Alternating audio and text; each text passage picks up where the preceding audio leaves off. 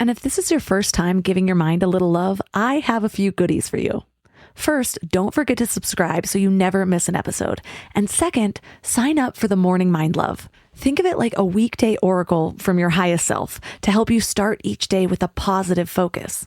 Plus, you'll get 2 gifts absolutely free: a 30-minute binaural meditation and 30 days of journaling prompts to help you remember who you truly are. So join over 9,000 people and go to mindlove.com to sign up. Welcome to Mind Love, episode 282. Today's episode is all about how our connection creates our mind's idea of self. This view of what I call the solo self, that the self is just inside the body alone, is not only wrong, but it could even be a lethal lie that's leading to loneliness, to addictions, like addiction to digital objects, that all are resulting in chaos and rigidity when a system's not integrated. What I suggest is that even if the human mind has in fact constructed this view of a solo self that's causing these pandemics, that's terrible news, and it's also good news. Because if the human mind constructed it, we still have time to course correct.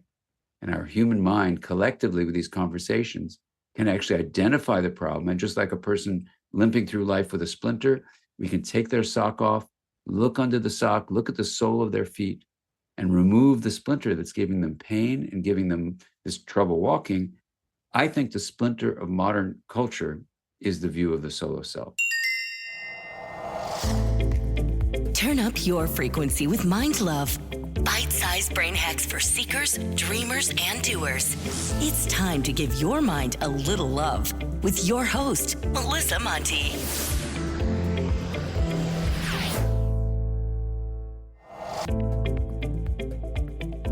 If this is your first time giving your mind a little love, don't forget to hit the subscribe button. Mind love is a habit, and the more you give your mind that love and intention, the better you'll feel about yourself and your life. Plus, it's really a win-win because more subscribers means Mind Love attracts even more amazing guests to bring you their wisdom. So don't forget to subscribe. I want you to ask yourself something. Who am I? And don't just give the cliche, "Oh, I'm Liz from Wisconsin and I work in HR." I mean, what are you? How are you? What does it mean to be? And what is your relationship to all other things in this realm and beyond? I'm trying to get you to drill down on the concept of self.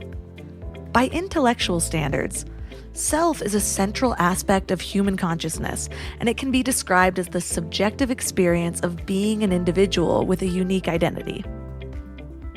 I've pondered this idea since I was a kid.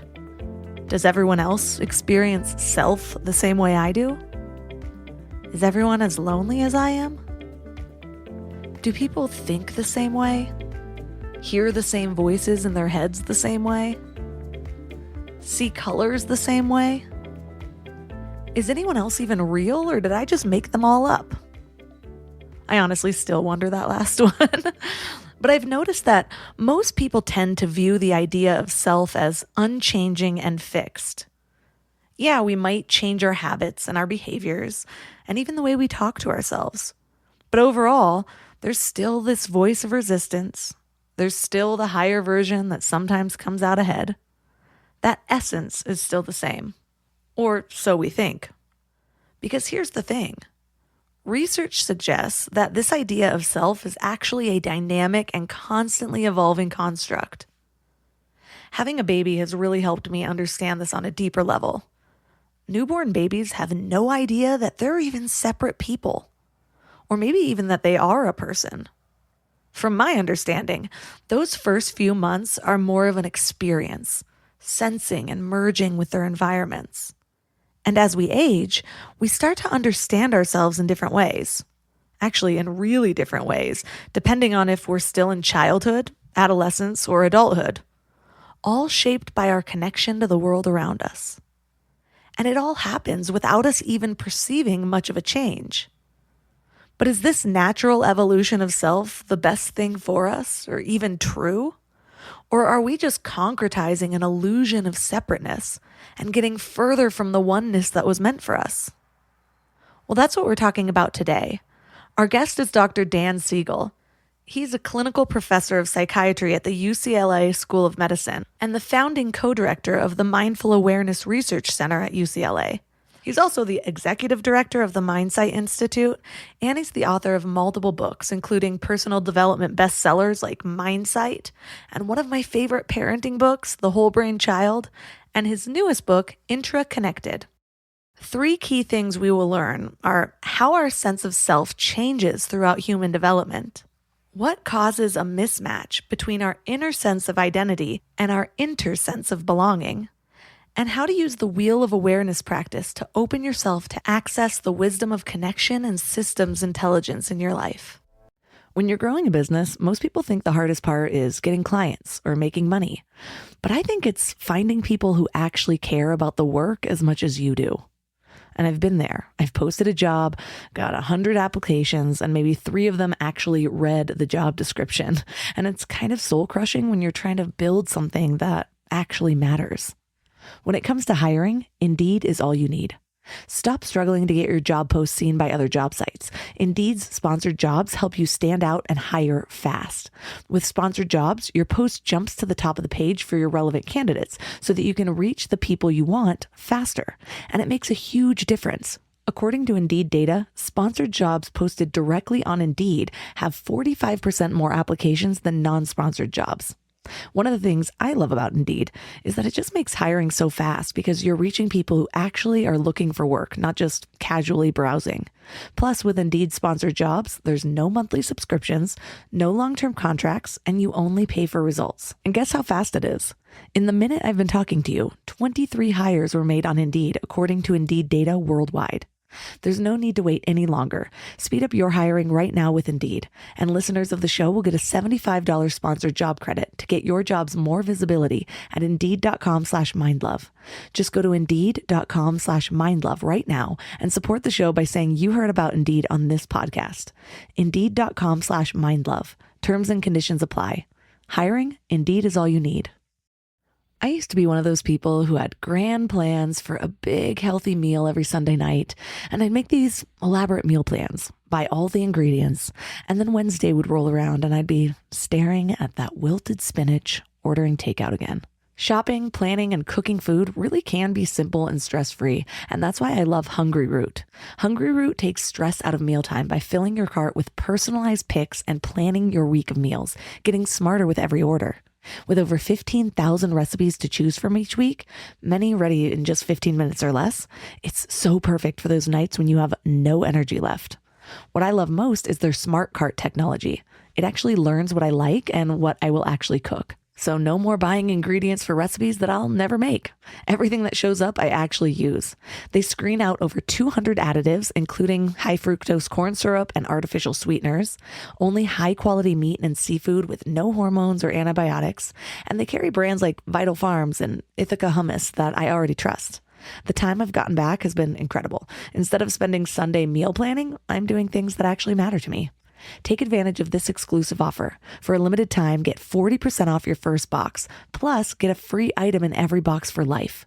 Go to hungryroot.com/mindlove and use code MINDLOVE. That's hungryroot.com/mindlove, code MINDLOVE, to get 40% off your first box and a free item of your choice for life. hungryroot.com/mindlove, code MINDLOVE.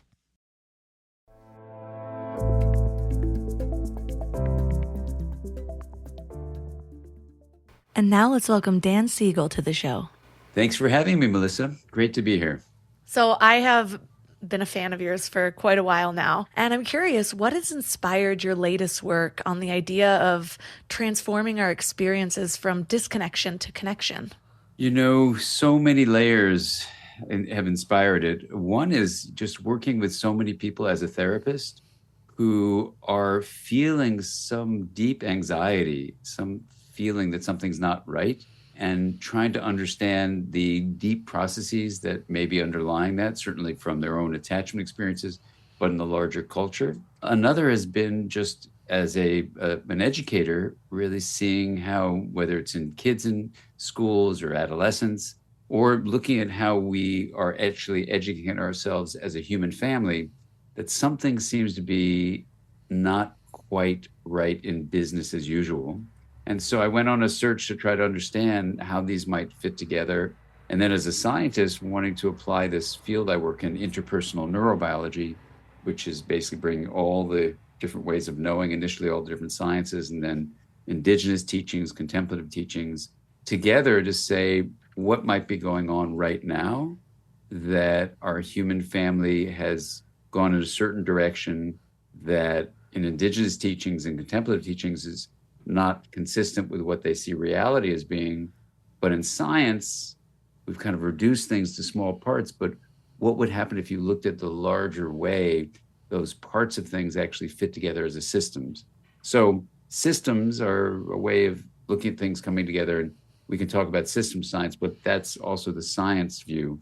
So as a scientist, as an educator, as a clinician, as just a human being on the planet, this has been a journey to try to look at what the self is, what our identity is, and then how belonging is shaped by that. And then it makes a suggestion as to what we've done not right, and then how we can course correct and actually improve the way we humans live on Earth and how we live within nature.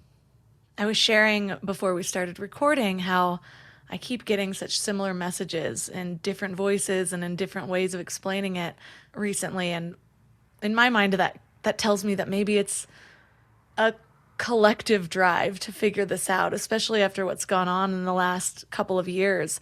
And one of the ways you explained it in your book that really caught my attention was how, our sense of self, our brains and our wiring and our society all kind of drive us towards this idea of separateness, this individual. But when that happens within the body and one cell starts to see itself as separate, that's what we call cancer. And that just hit me in this visual way where I'm like, oh my gosh. And I'm going through this period of life. I'm 37 right now, and I am in the middle of building my family, and I moved to a small town, and I have been living in that very individual sense of self for most of my life, like an only child, moved around a lot. It just felt safer in a way. And now I'm realizing that it's not adding to my happiness in any way. And so since in the last couple of years, I've just reverted the way I've been thinking, and have been really placing a priority on connection and belonging and my community. And I'm already noticing a huge difference, but I can see where I still have work to do. I can see where my mind kind of pulls me out of that and wants to go back to its separateness. And so I'm wondering if that is almost like this it's an unhealthy way of being. It can be thought of as, the individual self almost living as a cancer, trying to be on its own the whole time. Why do you think we've developed so that our minds and our wiring guide us in that direction? Well, Melissa, that is just a fabulous, fabulous question. And I think if we begin with what we're doing, which is sharing words, we actually come to some really interesting insights about your question. Like, why did we do this if it's not healthy for us, right? And even one way of defining an addiction is you come to be aware that something's not good for you, and you continue doing it, whatever that thing is. It's a really powerful view of addiction. So in a way, you could say modern culture has gotten us addicted to a separate view of self. Some people would even say, well, Melissa and Dan, listen, self is the same word as individual, isn't it? And so then you might say, well, what's in a word? So let's just take a moment and say that the words we use are like the tip of an iceberg, right? You can see it floating on the ocean, and you can see the tip. So we can say the word self, what does that really mean? Well, beneath that tip of the iceberg, just beneath the surface, are concepts that sometimes you don't even see when you're just in a boat above the surface. But if you take, a scuba diving trip or a submarine underneath, you go, whoa, there are concepts that are underneath that word. And beneath the concepts, there are actually categories, the way we divide the world up into features, aspects, the way we come to understand it. These categories and concepts exist before and beneath words. But then once we produce a word, like in modern culture, self, we then make all sorts of ways of living based on that word and its definition. So in the book Intraconnected, I had this experience when I was studying with some system scientists from MIT, the Massachusetts Institute of Technology, and we all went on a retreat in Colorado. And we spent 3 days by, quote, ourselves in the forest. And you could call it alone time, but each of us had more the experience of all one time. And when we came back to talk about it, everyone was saying beautiful things like I was interconnected, I was interwoven, I was interdependent, I was interlaced. And then it was my turn to speak from this body. And I said, I really connect with everything you're saying. Yet I can't really use the prefix inter because the experience was there was the body, but there was the creek, there was the sky, there were the trees, and I was all of it. So I guess I would say I was not interconnected because that's like the connection of me to something else. The betweenness, it was more like withinness. So I guess I would say I was, and there wasn't a word. So then I said I was intra-connected, and everyone's kind of nodding their heads and yeah, that feels right. Well, when I went back to type out, some notes about what that 3-day experience was, every time I'd write intra-connected, a connectedness of the whole, it would convert it, the word processor would autocorrect it to interconnected. And I said, something's wrong with my computer. But it turns out there is no word, at least in English, for the connectivity of the whole. So then I started thinking, wow, intra-connection has the feeling of the wholeness that maybe we need, and yet we don't even have a word. So then there wouldn't be a concept easily talked about or a category of what's the wholeness. So that began the journey to say, if self is thought of as self-experience, that is the center of basically energy and information flow, if that's what self is, why does that center have to be limited to your body? And the experience in the forest was the center of the experience of energy flow was the body, the creek, the trees, the sky. It was the wholeness. And that was the experience of self, which has a sensation, a subjectivity to it, a perspective or point of view, and an agency, how you act on behalf of something. So that spells an acronym in English, SPA, sensation or subjectivity, perspective, and agency. And I thought, wow, maybe we have like an identity lens that you can learn like a camera to be close up and say, sure, I have an inner self, but I don't have to get rid of this inner self. I can also realize I have an inter self. I have a self in the betweenness. And then there's a wholeness of it all, an intra self, which is where I am the within and the between. And then I had already been using the word me plus we equals we, how you integrate me and we. And then I thought, okay, well, this is kind of coming full circle, that maybe we need some languaging because human beings have a drive for certainty. And in modern culture, when we feel a threat or we feel, that there's a scarcity, then we start getting really close in and we define the self as an entity, like a noun.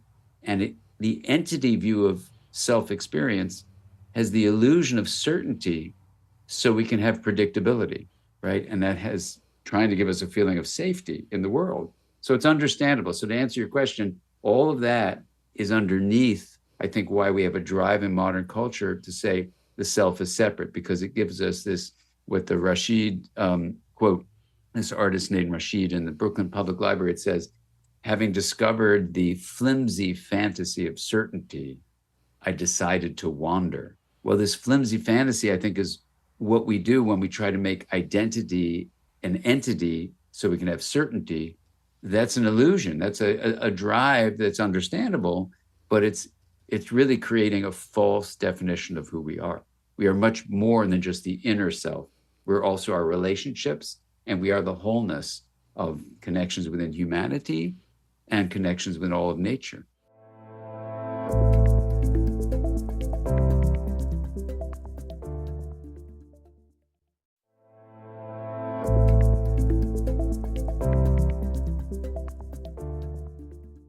And our understanding of ourselves and the world is really sort of the boundaries of that are the language that you use. Like you talked about, we didn't have a word for that. So it's really hard for us to perceive something as reality when we don't have a word for it.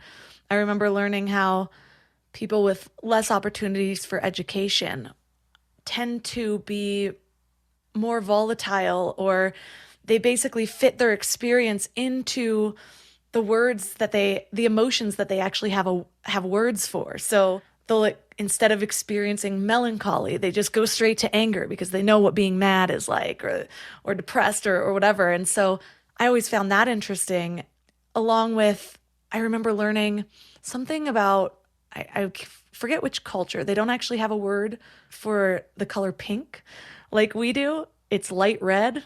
And that's so interesting because that's all pink is light red. And so they actually experience the color in a different way. And there was this whole essay that I read on it, found that fascinating. And so if we don't have a word that really helps us to understand this sense of identity, and there's so many words that I'll be reading some self-development book, and it'll say like, well, we don't have a word for this, but in the Japanese culture, they call it this. And our word is like 7 words together to define what this sense of belonging or whatever is. And so maybe that's what we're all moving towards, is this push towards, well, we need words for this so that we can experience it more deeply. And one of the things that came to mind when I was talking about how so many different things are giving me the same information in totally different ways of visualizing it.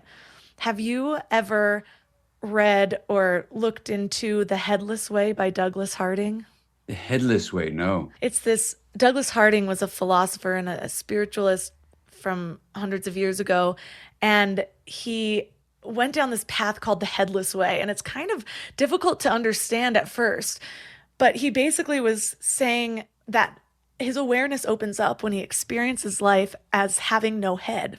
And I'm reading this and it's not really making a lot of sense. There's this whole website called The Headless Way with all these activities to expand your sense of awareness. But what got me was a physicist drew a self-portrait. And most of the time you see a self-portrait and it's your head, and like your upper body or maybe your whole body. And instead, all you see, it's the view of him sitting on a couch. So you see his legs and his arms on the couch.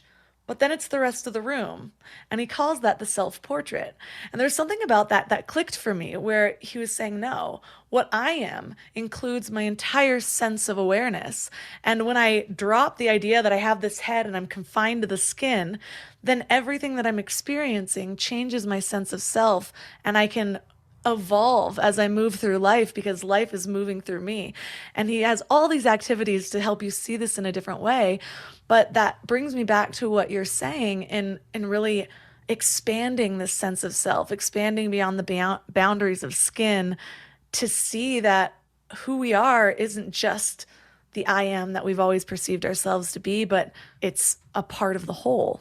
Exactly. And when you think of the part of the whole, and the words we use are so important because, like, if you say the whole is literally WHOLE, the whole of everything, then for some people, they might say, well, wait a second, don't I have a self that is Melissa or that is Dan? And so what is really useful to name here in our conversation is the concept of integration. That integration is defined as a system that has both differentiation and it has linkage. So that, yes, there's a body that was named Melissa when you were born, a body called Dan, and those are inner aspects of the self, but there's also a relational way where our connections with one another, and in fact, the wholeness of the whole system is also this center of experience, so that we're going to define as the self. So the reason this conversation is so important, and I'm so grateful to be here with you, Melissa, is that one conversation at a time, it's possible to change culture. And there's a phenomenon when we understand the science of the mind, which is that we perceive what we believe. So some people say that as, there's no such thing as immaculate perception, meaning this headless way you're talking about from Douglas Harding, is, for me, in modern science terms, the way I would say it is, when you look at how the higher parts of the brain, the cortex, develops its neural architecture, it's through learning. So when we learn something, for example, what a word means, self is your body, then what happens is there is a filter that is the basis basically of what we believe is true, right? And this includes the categories and concepts that we have. So our beliefs are based on our conceptual and categorizing systems of the mind that are learned from our experiences with our parents, with our peers, with our teachers, out in the bigger school system, out in the world. So we keep on developing these belief systems. Now, the reason that's so important is because literally, even though we take in senses, we extract from those senses what we perceive. So even though sensation may be the headless way, which is beautiful, it's like a bottom-up beginner's mind, fantastic. Most often what we're doing is taking those sensations, filtering them into what we already believe is true. So we perceive what we believe is the simple way of remembering that. And then when you realize that, then you go, wow, if I believe the self is just in my body, then if I hear a word like self-regulation or self-understanding or self-compassion or, awareness or any of these uses of the word self, they're implying that that word means just what's going on inside the body. So what I try to do as a clinician and educator and scientist is say, let's be really careful of even beautiful things like self-awareness or self-compassion. Absolutely beautiful. Let's just add the word inner to either call it inner self-compassion or just drop the word self, say inner compassion, inner awareness. That's all fine. So this is saying you do have an inner aspect of experience. So the integration idea is that you differentiate, you have an inner experience, I have an inner experience, and we have an inter experience, the betweenness. And when we realize we have the wholeness, then I am not just this body called Dan, I am also Melissa, literally. And if I can open up to that, that's called empathy and compassion. It's a whole different way of living. So when I walk down the street, there's a feeling of expansion that in traditional science terms, we study with three emotions we study: compassion, gratitude, and awe. And it is an awe-filled experience to then learn that you have this identity lens, that you can, with intention, expand it from the inner to the inter to the intra. You have this capacity with your decision to do it. And that's what I try to do in the book Interconnected, to say, look, we in modern culture, for business as usual, we've constricted our identity lens to call the self just the body. And in fact, that limited identity constricts our belonging. So people are running around with incredible amounts of anxiety, incredible loneliness. There's something that feels not quite right. So whether you're out in the world, in a school, or in a government, or in a company, or more close to home, you're in a family, or you're just inside your own skin and go, oh, I don't know, the culture is telling me one thing, but the feeling is I'm anxious. So, oh my God, I better consume a lot. I better watch a lot of things on the TV. I better play a lot of games. I better do something because I don't feel good. And part of what I hope can happen with the viral pandemic doing its terrible, devastating things, people marginalized more than those who are in positions of power, but it's affecting everyone, is to realize, and I quote a number of indigenous elders who were in this documentary called Rooted Messages. In the book, I quote them with their permission. They're saying, let's wake up.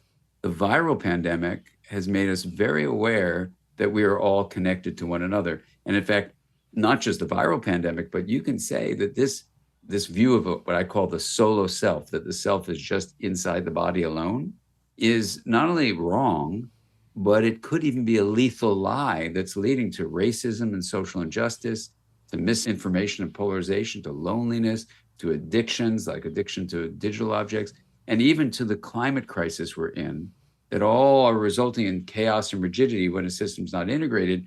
But what I suggest is that even if the human mind has in fact constructed this view of a solo self that's causing these pandemics, that's terrible news, and it's also good news. Because if the human mind constructed it, we still have time to course correct.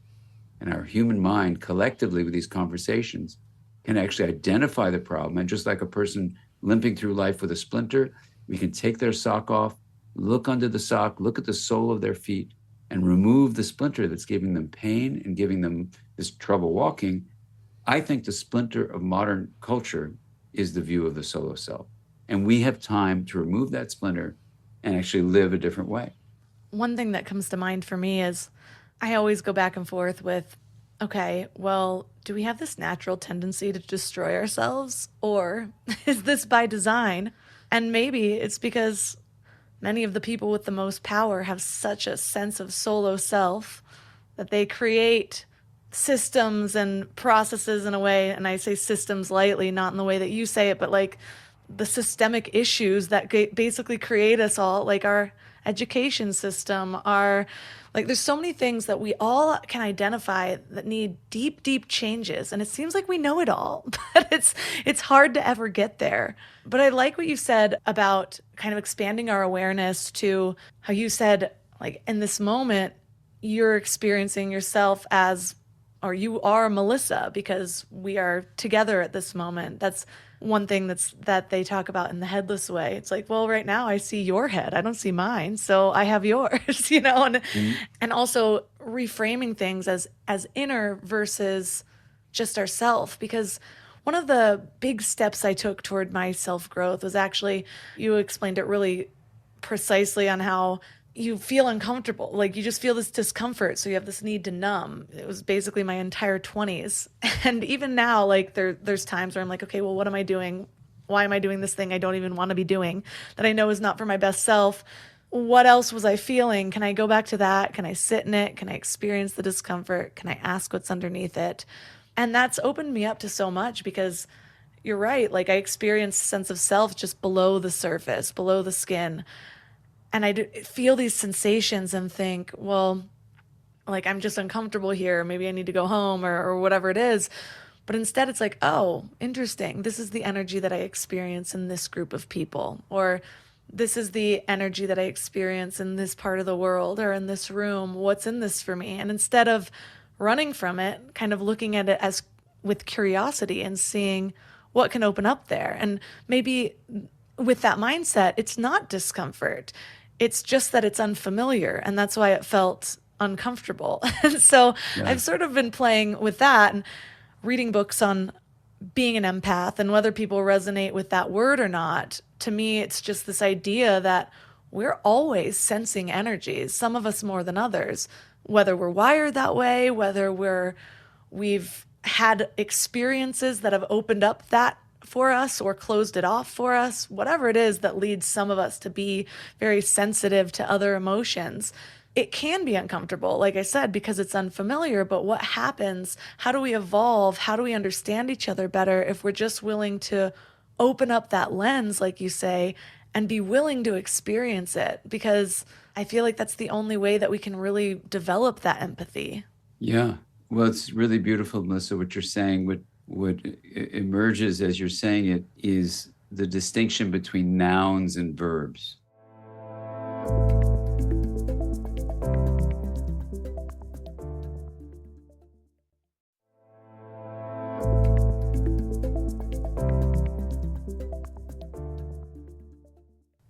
Yeah. Well, it's really beautiful, Melissa, what you're saying. What emerges as you're saying it is the distinction between nouns and verbs. So that in languaging, when we have a noun, it's an entity that has boundaries. It feels like you can hold it. It's a thing, right? A verb is an unfolding, emergent process, really, that is, not containable, right? In modern English, we have mostly nouns. In indigenous languages like the Potawatomi in North America or the Aborigine in what we call Australia, there are mostly verbs.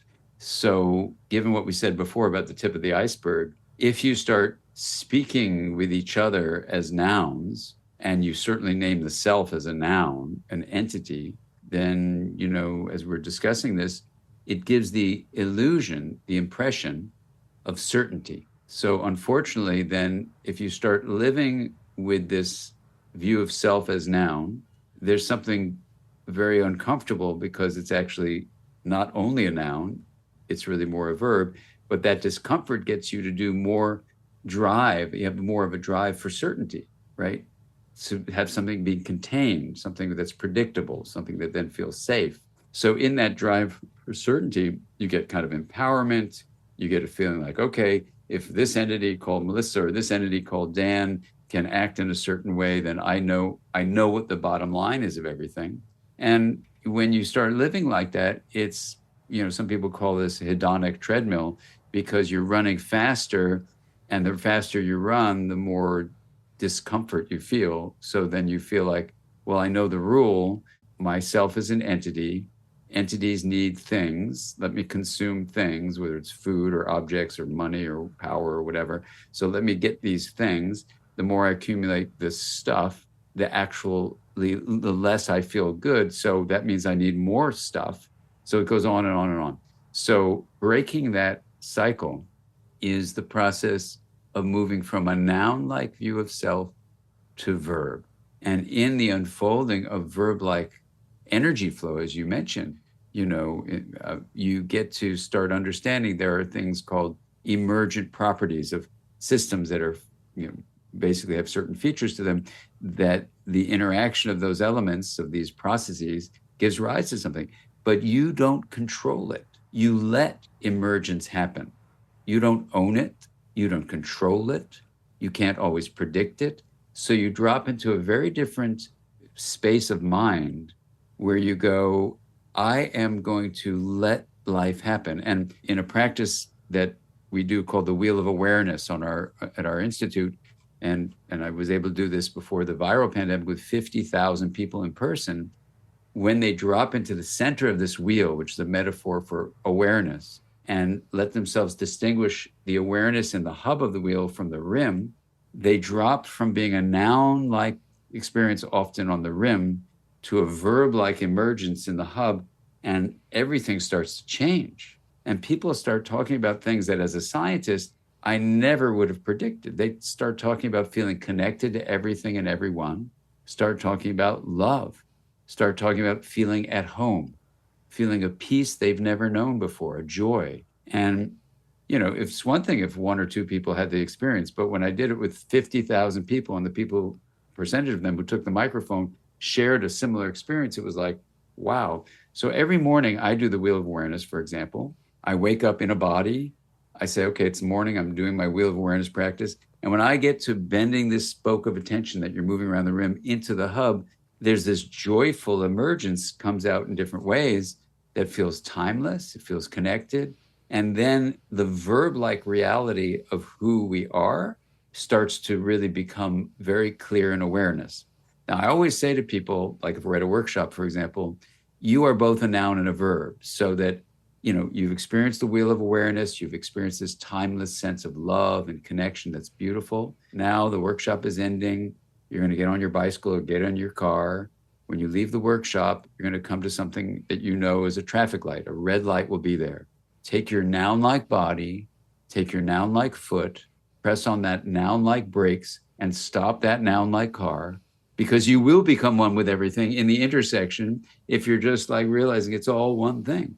So we are differentiated as noun-like entities, and we need to stop at traffic lights or we will be at a terrible accident. So this is where integration is so helpful. We are nouns and we are verbs.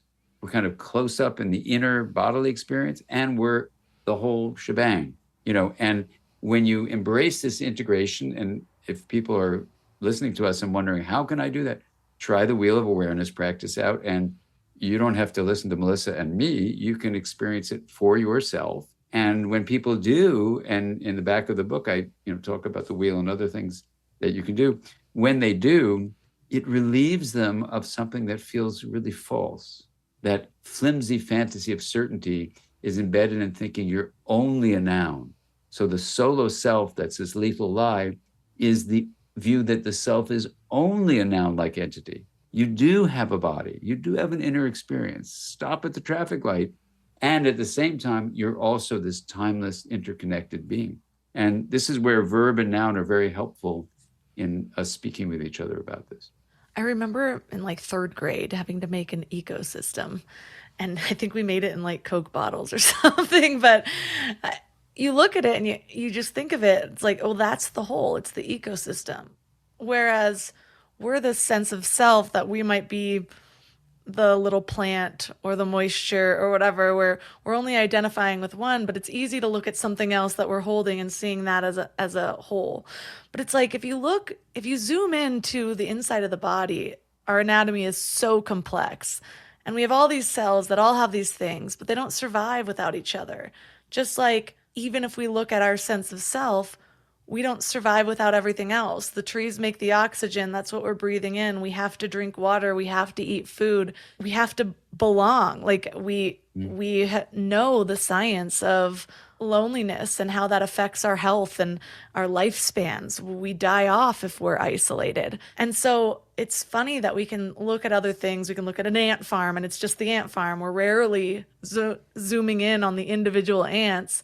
But for some reason, we have a difficult time zooming out and seeing ourselves in this giant ecosystem called humanity or Earth or however far you want to zoom out, the solar system, the universe. And so that's one of the ways that I've been trying to expand that sense of awareness. Also, inspired by the Headless Way, he talks about that, how it's interesting. You see me as a whole, you see me as I see me from one perspective only. But the further you zoom in, you lose me. You lose that idea of what we think each other is. And the further you zoom out, you lose it too. You see the whole of humanity. And so it brings to mind also Greg Braden, the Divine Matrix, how he talks about like that space in between. And you had this really beautiful quote in your book: who we are is both potential and actual, both the plane of possibility and the positions above that plane, as plateaus of increased probability and peaks of actualization. And so I love the idea of also shifting our consciousness into this verb rather than a noun, because it opens me up to the idea that I'm in a state of constant evolution. I'm not just this solid form. And we know that even if we zoom into our skin, it's not this solid form that we always think it is. It's actually a bunch of moving energy, and we're mostly space.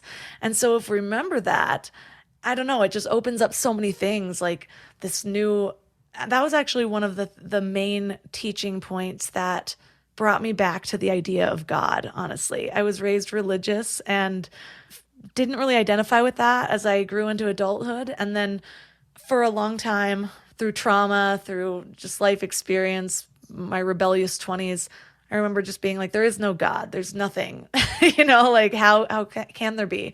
And the deeper I dive into spirituality, and instead of visualizing God as some man on a cloud and being able to see what it actually is, this infinite possibility that's always there, always moving parts, always connecting us, opening up to miracles, that's when something clicked for me. And I was just able to sort of tap into deeper parts of, I guess, understanding reality than I was before. Yeah, well, that's so beautiful. I think that when you say, well, why, do we keep on clinging to the idea of a noun like separate self?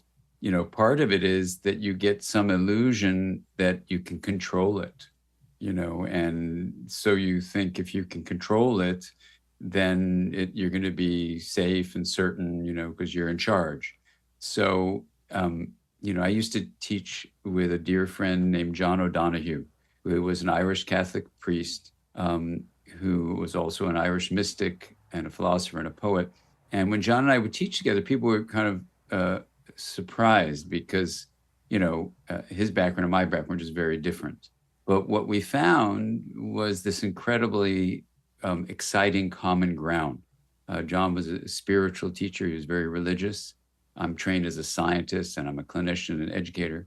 And what that wheel of awareness practice was able to show in doing it with so many people was that in pure awareness, you got access to this place of possibility that some people say is God for them. And some people say it's joy, peace, you're at ease. And when I tried to find formal academic, empirically based sciences that could help understand why people had this first person immersion in those feelings, experiences in the hub, there came an opportunity to actually map out what the mind is, what you're referring to, Melissa, a few moments ago, as the plane of possibility, plateaus of probability, and these peaks of actuality. And it came from being with 150 physicists who said, when I kept on asking them, what is energy? Energy is the movement from possibility to actuality. Now, in that view, you can actually map it out, and you can show that what they call the quantum vacuum or sea of potential, in their terms, this is physics, not poetry, but it is a formless source of all form. And in this view, the formless source of all form, you see that this what we map out on this diagram as the plane of possibility is filled with potentiality, the formless. And what arises from that potentiality is the movement to these subsets of plateaus of what might be possible to peaks of actuality. And in looking at all that, and sadly, John passed almost 15 years ago, but when we did a 10-year memorial for him, a celebration of his life, I was doing the Wheel of Awareness with everyone in the 2-day event. And then I was giving what I'm about to say to you. And what happened was I said the following thing, and the second row was filled with Catholic priests that had been in his, in his educational system in his school. And what I said then was, this plane of possibility is the generator of diversity. And if you make an acronym out of that, it's the GOD. And for those who are science-minded, that's an exciting view. For those who are religious-minded, I thought, oh my God, this is going to be sacrilegious. So I went up to them during the break and I said, I'm so sorry. Was that harmful? Was that hurtful to you? They go, in their Irish brogue, they said, not at all. It was so beautiful. And we know John would have loved that, which he did, because what it does is it bridges science and spirituality. It allows us to have a deep dive into the science of physics, looking at the science of energy, and then saying, could it be that whether you believe in a theistic view of reality or you don't, that there is this generator of diversity, this GOD, which is the portal through which integration arises. And integration looks like it's the basis of well-being and flourishing. So then you go, oh my gosh, if we can drop into that generator of diversity, which I do every morning and my colleagues do when we do the Wheel of Awareness, in the hub, you get this experience of, I let go and let the GOD, I let God, however you want to interpret that word. For me, it's the generator of diversity. And when you embrace that, you let love emerge. You let love be the force that creates integration in the world. And then, Melissa, you and I can be here, or if John were still here and he had a deep belief in a Catholic view of God, but there are people in the Hindu faith who have their belief, people in the Islamic faith, they have their belief, the Jewish faith, different versions of Christianity. But we all can come together and create a world where love is the natural light that allows us to join with each other. To be integrated means we differentiate and honor each other's different perspectives, and then link with compassionate communication, with respect, of mutuality. And, this in some ways helps us link indigenous teachings from thousands of years ago, contemplative teachings from thousands of years ago, religious teachings, maybe from hundreds and thousands of years ago. Thousands of years ago and hundreds of years ago, bringing them all together, where even if you want to stay firmly grounded in empirical science, we now have a bridge between science and spirituality. So I don't know, how does that sit with you, Melissa, and your journey? It's the only thing that makes sense.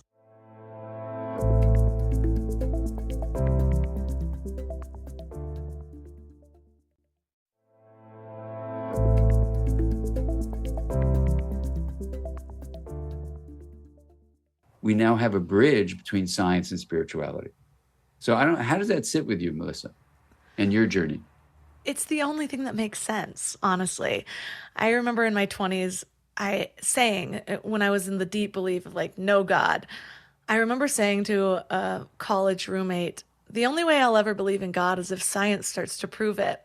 and then I kind of went to the other side and got pretty woo-woo, but then I felt like something was missing, and I always just had this desire to sort of bridge the two. And there were so many different things that I'd learn, and one of the things that my mind automatically does is I'll remember something that I learned 12 years ago, where I'm like, wait, that has something to do with this, even though it's in completely different forms. I feel like that's what makes me good at podcasting. But with the understanding that of that sea of potential, seeing that as God, seeing how so many cultures across time have come to the same conclusions and maybe just had their own ways based on their culture, based on the words that they had, the systems or the communities that they had. And that's why it's been cultivated in a different way or understood in a different way. That makes sense to me. That I can see how that manifests with our into our ideas, into our beliefs. And so I want to make sure that my listeners really understand how to do this wheel of awareness so that they can expand their awareness as well to the idea of intra-connectedness over just the sense of self. So, can you walk us through what your morning practice looks like? Sure. You can do this anytime that fits with your schedule. And, you can do this anytime that fits with your schedule in terms of, morning, afternoon, evening, but try to find a time where you can, have some really sacred, protected time where you're not going to be interrupted by digital objects or people. The beginning, you can explore this in just a few minutes, but ultimately the full wheel of awareness can take about 20 minutes. It's a practice where you can learn it from a book called Becoming Aware, which gives you a 21-day program, or the bigger book is Aware, which gives you a deep dive into the plane of possibility and stuff as a concept. So in the morning, I get up and get myself ready to do a reflective practice. Some people call that a meditation, which just means training the mind. So then you begin by imaging the wheel, a wheel. It's a metaphor. It's actually a table in our office. And on the rim are 4 different segments. Each of them are energy flow. So we have energy flow from outside the body we live in, and that can be in the form of sound through hearing, photons in terms of light for seeing, then smell and taste, which are chemical energy flow, and even touch. So you explore each of those in turn, one by one. So you're training the focus of attention. Then you move the spoke of attention, a singular spoke, to the second segment. And that's energy flow from inside the body, muscles and bones in different regions, the organs, the genitals, you're going through your heart, your intestines, things like that. And I walk you through this whole thing. Then you experience then the whole of the body. So now you're transitioning from focused attention. Now we're going to open up awareness, the second pillar of this practice. And you move the spoke over to the third segment, which are mental activities like memories, emotions, beliefs, attitudes, longings, desires, hopes, dreams, thoughts, all that stuff. We'll call that mental imagery. It's probably activity up in your head, if you will. But we'll call it mental activities. And you explore all of those one by one, but in an open way. You just invite them in, like the poem, The Guest House by Rumi. Then when you get used to doing that in a more advanced practice, you bend the spoke around into the hub itself. So you're aiming it from the hub all around the rim, but now you're sending it out from the hub back into the hub itself. Or some people like to just retract it or have leave it in the hub or have no spoke at all. You're basically dropping into pure awareness. And for many people, this is where things start to shift. Things become timeless. You start feeling a sense of connection to everything. Every morning for me, it's different, but it always has this quality like I've entered a different realm. And you'll see in the Aware book or other books in Interconnected, what that other realm may correlate with scientifically, because we do have 2 realms, just like you can walk on land and swim in water. One reality, but you have a water realm and an air realm. We also have these 2 realms, which we can talk about if you want. But anyway, you get to drop into that. In some ways, Isaac Newton figured out the large object realm, and those properties are one thing, but quantum physicists about 100 years ago, compared to 350 years ago for Newton, figured out the quantum realm. And what's interesting was someone did the wheel and brought me to Isaac Newton's house in England, where we did around the apple tree where he figured out gravity. We actually did the wheel of awareness so people could drop out of Newtonian realm reality, where things are like entities and time and space, separate us, to the quantum realm, and people could experience it. It was kind of absolutely like mind-blowing. But anyway, so you do that. And then once you experience that, you then send the spoke out again to the 4th segment, and that you experience your relationality to people you know, people you don't know, all humanity and all of nature. And then you do these offerings of wishes for the well-being of all living beings, your inner self and your integrated self as mui. Me plus we is mui. What comes to mind when you go through that process is I remember years ago doing one of Dr. Joe Dispenza's meditations on balancing chakras. And his process is really just first you focus on one chakra, the color, but then you focus to the area around it and then a little bit further out of that. And I remember the first time I did this, I'm like, what is this really doing? Just me thinking, expanding my awareness to this outside of myself. But as I've practiced more and not just with his method, but learned from other people and experienced it myself really has brought a deeper understanding to what that does. And I talked earlier about understanding how I pick up energy from other people and bringing awareness to that rather than automatically assuming, well, I'm just in a bad mood now. It's like, wait, I wasn't before I walked into this room. Why do I feel uncomfortable? And I'll bring awareness to the outside of my body instead. And it's the more I've practiced that, the more I can feel that field of energy around myself. Like it's palpable in a way that I never understood before I started bringing my awareness to it over and over again. And I'm also reminded of an interview I did about a year ago with Dr. Leaf. He wrote a book on how our cells communicate, but this one part stood out to me.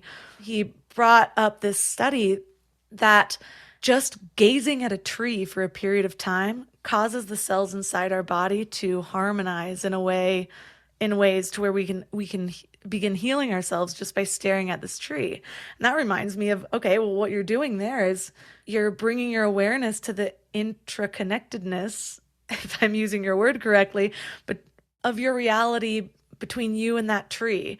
And so you're not just alone. You're part of that tree. The tree is a part of you in that moment of awareness. And so I live in nature now, and so I go on these long walks, and it's something that I focus on because I'm grateful to be surrounded by trees. But it's like, well, that's just a tree. What else?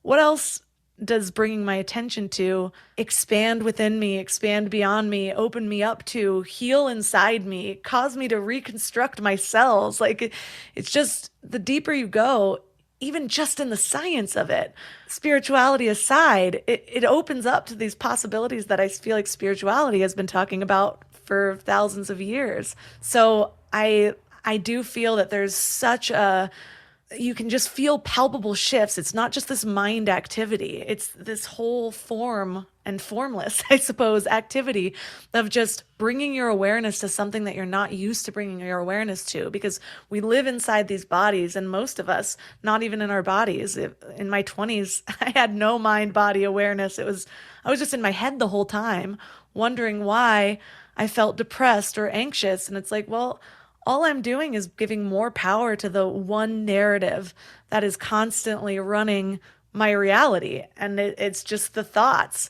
And so it's been this gradual process of like, okay, then the body, then the feelings. What about just beyond the body? What about what's beyond that? And so I feel like that practice is the next step that I need to really expand the awareness even beyond what I've been practicing so far. Oh, that's beautiful. Well, Melissa, if you do the wheel, let's talk again, because it'd be fun to dive in there. It's so beautiful to hear what you're saying has been your journey. And, the idea of learning, however we do it, whatever practices to adjust this identity lens is so important. Dacher Keltner is a wonderful scientist at UC Berkeley who is coming out. He has a book on awe.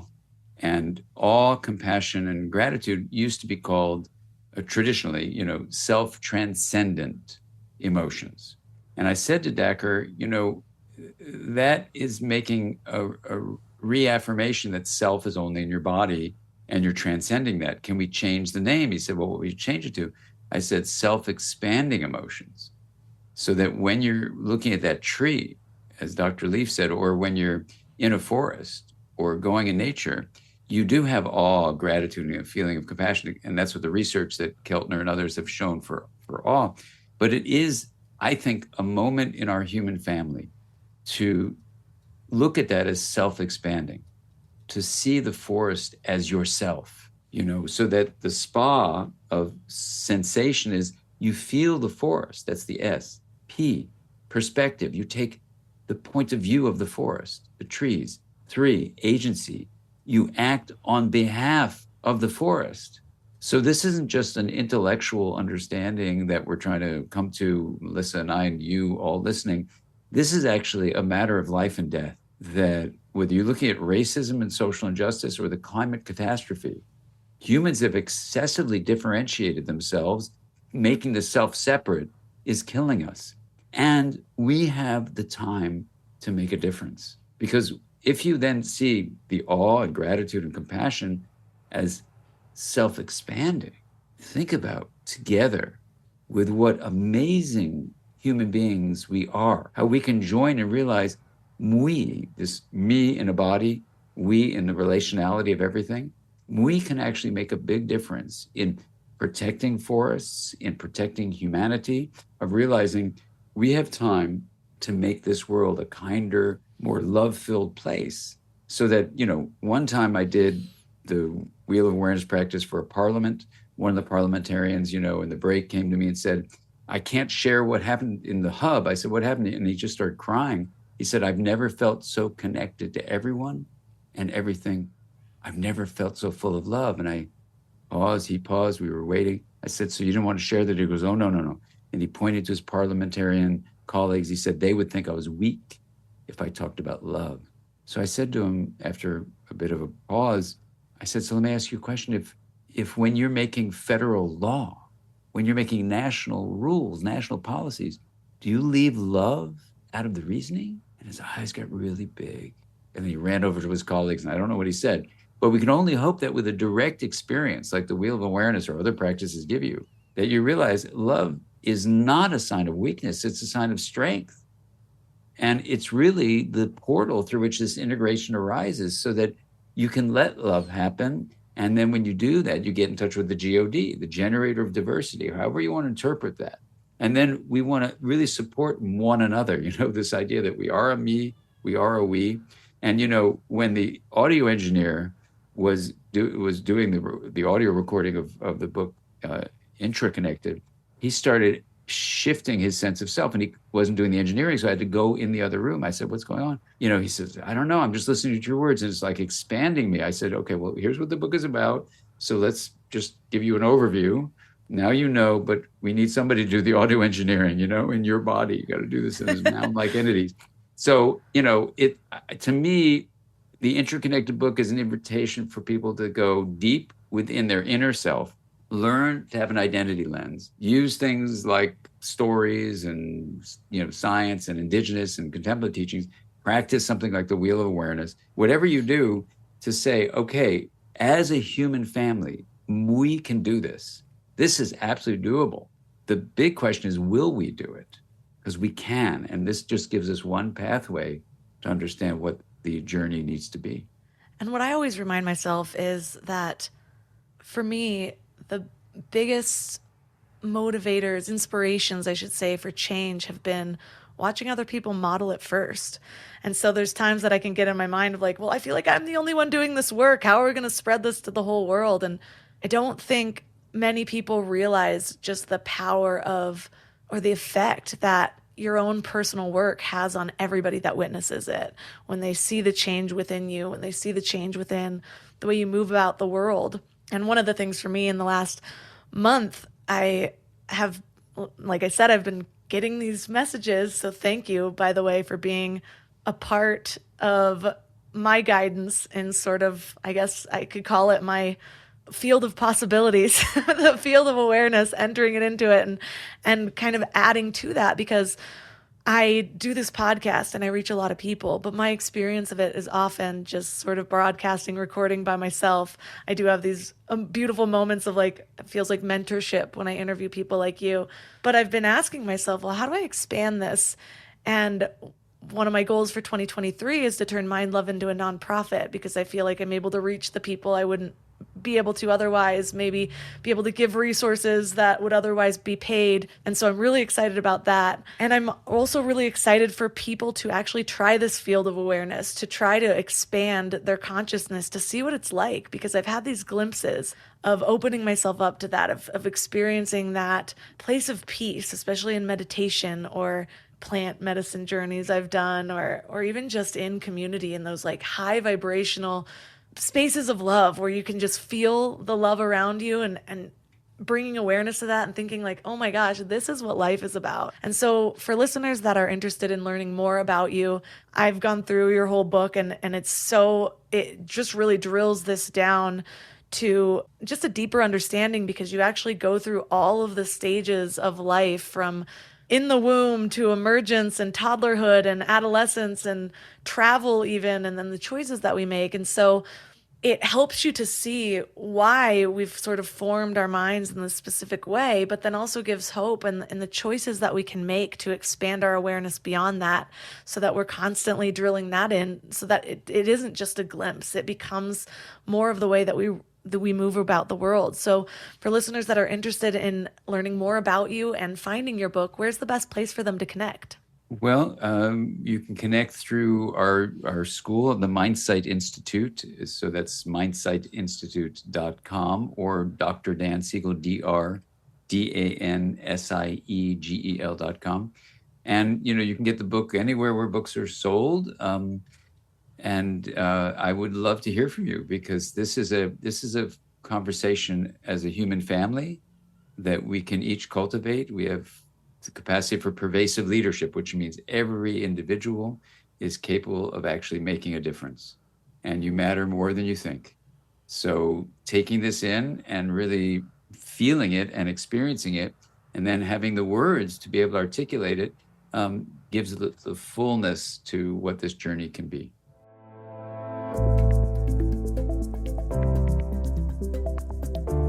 All the links for this episode will be at mindlove.com/282.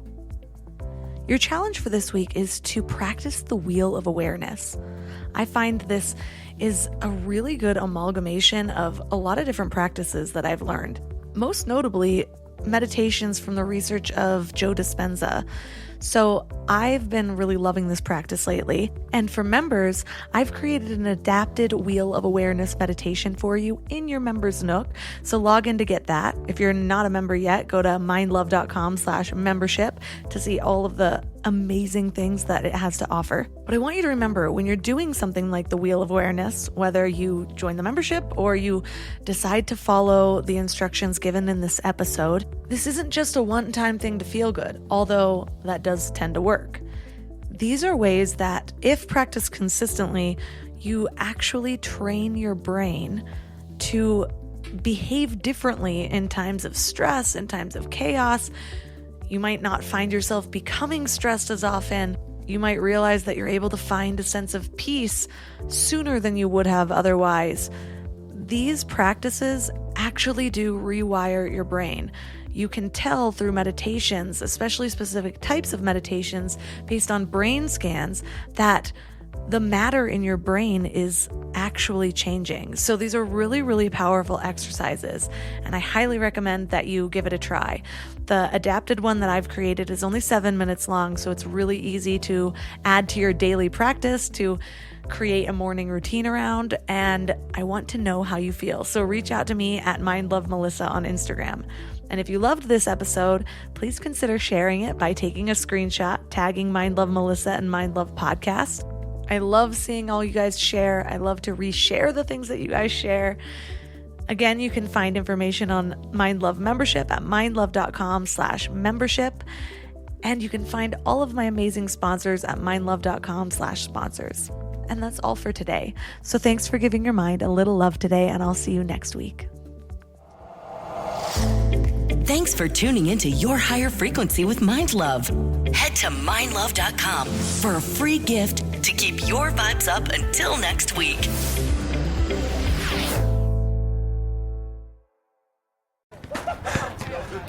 Basketball game? Crushed it. And the day's just getting started. Now, kicking it with my crew. When I need a quick snack, Go-Go Squeeze Active Fruit Blend with electrolytes pouches are always in the starting lineup.